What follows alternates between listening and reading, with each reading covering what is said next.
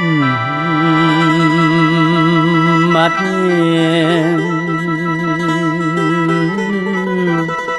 ฟัง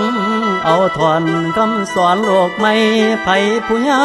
งบ่หูเครื่องแก้วสิหวนคุณฟังเอาเถิดพี่น้องเพิ่นสิหวนคนดีไผผู้มีศีลธรรมสิอยู่เครื่องค้าข้างให้เดินทางเด้อปิดเส้นทำตัวเป็นคนสัวมันสิรอดกระดงบ่มีข้างดอกแผ่นเครื่องแผ่นนี้ชื่อว่าเครื่องคำเป็นเครื่องทำคำสอนสุขสบายดีพี่น้องภายในหรือต่างประเทศเนาะเมื่อ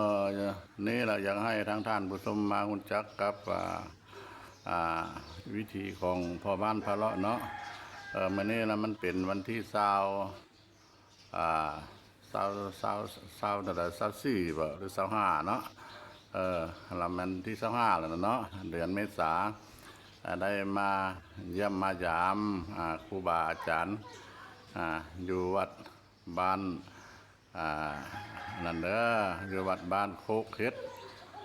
เมืองตะแคกแขงคำม่วนหรือว่าห้างออกจากเมืองตะแคกมาเนาะก็สิอยู่ราว10 ปลายลัก10 ปลายโลได้แวะเข้ามาแล้วก็ได้มาพักอยู่กุฏิเพื่อนเนาะสันเข้าสันน้ำนะสันเพนแล้วก็เลยลงมานั่งลิ้นนอนลิ้นอยู่อารามอันนี้มันเป็นอารามวัดเพื่อนเด้อเป็นอารามใหญ่เป็นอารามใหญ่ทางวัดเพื่อนนี่ละมีพระทรงองค์ข้าเจ้าหลายรูปหลายองค์เนาะอันนี้แหละเด้อเพื่อนกะทางวัดทางวาวนี่เพื่อนกะได้พัฒนาแต่ก่อนมันก็เป็นอารามกับพ่อใหญ่เนาะอารามหลังน้อยอันนี้เป็นกระเฮ็ดเป็นหลังใหญ่หลังเตอมาแล้วมีวัดวาอารามมีพระพุทธรูปหลายองค์เนาะก็ถือว่าทาง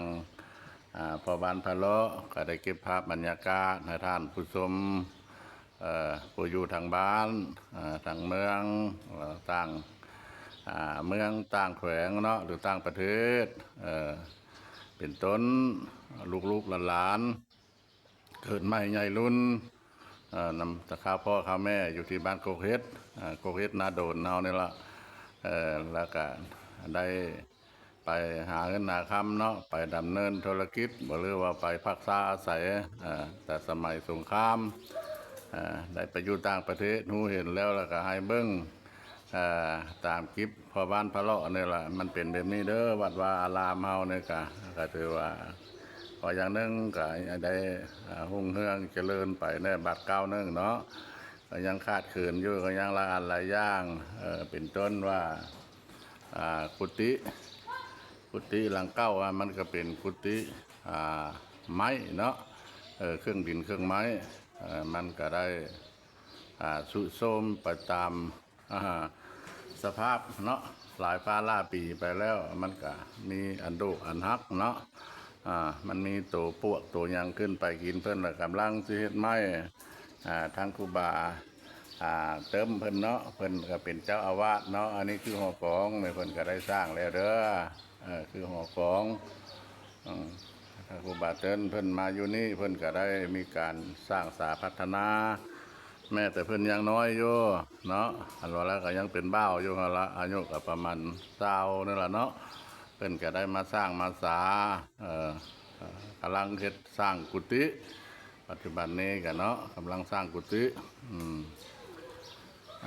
มาเบิ่งพร้อมกันเลยเนาะพอได้บ่เห็นก็ให้เบิ่งโอ้บ้านเมืองเฮาเดี๋ยวนี้วัดวาอารามก็คือว่ารุ่งเรืองเจริญขึ้นไปอีกบัดเก้านึงเนาะการเก็บภาพบรรยากาศต่างๆวัดวาอารามกับที่พอประมาณชั้นนี้แล้วเนาะจากนี้ไปกับทาง พอบานพาเลาะนี่ก็ขออนุญาตปิดคลิปไปเพียงซ้ำนี้เนาะโอกาสหน้าจังไปเบิ่งพร้อมกันที่สบายดี